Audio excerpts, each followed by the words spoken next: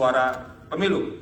Dengan demikian, Mahkamah tidak memiliki alasan untuk menghindari pemilu yang berkaitan dengan tahapan pemilu berkenaan dengan penetapan suara sah hasil pemilu. Sepanjang hal demikian memang terkait dan berpengaruh terhadap hasil perolehan suara peserta pemilu. Bahwa paradigma melaksanakan kewenangan sebagaimana dimaksud dalam pasal 24C ayat 1 Undang-Undang Dasar 1945 tidak hanya sebatas mengadili angka-angka atau hasil rekapitulasi penghitungan suara, tetapi juga dapat menilai hal-hal lain yang berkaitan dengan tahapan pemilu berkenaan dengan penetapan suara sah hasil pemilu. Namun demikian, terlepas dari pendirian di atas, Mahkamah perlu menegaskan sebagai lembaga yang memiliki kewenangan konstitusional untuk memutus perselisihan tentang hasil pemilihan umum sebagaimana termaktub dalam pasal 24C ayat 1 Undang-Undang Dasar 1945 sebenarnya tidak tepat dan tidak pada tempatnya apabila Mahkamah dijadikan tumpuan untuk menyelesaikan semua masalah yang terjadi selama penyelenggaraan tahapan pemilu. Apabila tetap diposisikan untuk menilai hal-hal lain, sama saja dengan menempatkan Mahkamah sebagai keranjang sampah untuk menyelesaikan semua masalah yang berkaitan dengan pemilu di Indonesia.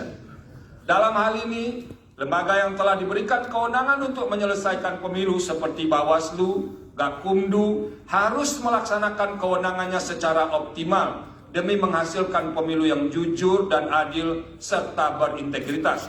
Selain itu, lembaga politik seperti DPR tidak boleh lepas tangan, sehingga sejak awal harus pula menjalankan fungsi konstitusionalnya, seperti fungsi pengawasan dan menggunakan hak-hak konstitusional yang melekat pada jabatannya, seperti hak interpelasi, hak angket, dan hak menyatakan pendapat, guna memastikan seluruh tahapan pemilu dapat terlaksana sesuai dengan pasal 22E ayat 1 Undang-Undang Dasar 1945. Penegasan demikian diperlukan karena Mahkamah hanya memiliki waktu yang terbatas, inkasu 14 hari kerja, untuk memutus perselisihan tentang hasil pemilihan umum.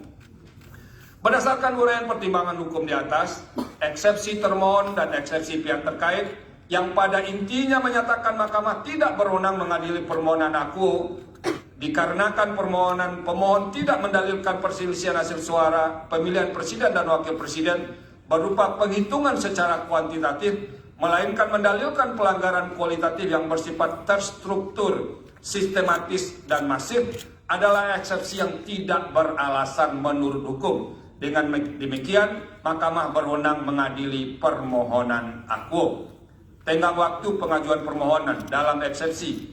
Menimbang bahwa sebelum mempertimbangkan lebih lanjut tenggang waktu pengajuan permohonan, Mahkamah akan mempertimbangkan terlebih dahulu eksepsi pihak terkait mengenai tenggang waktu pengajuan permohonan.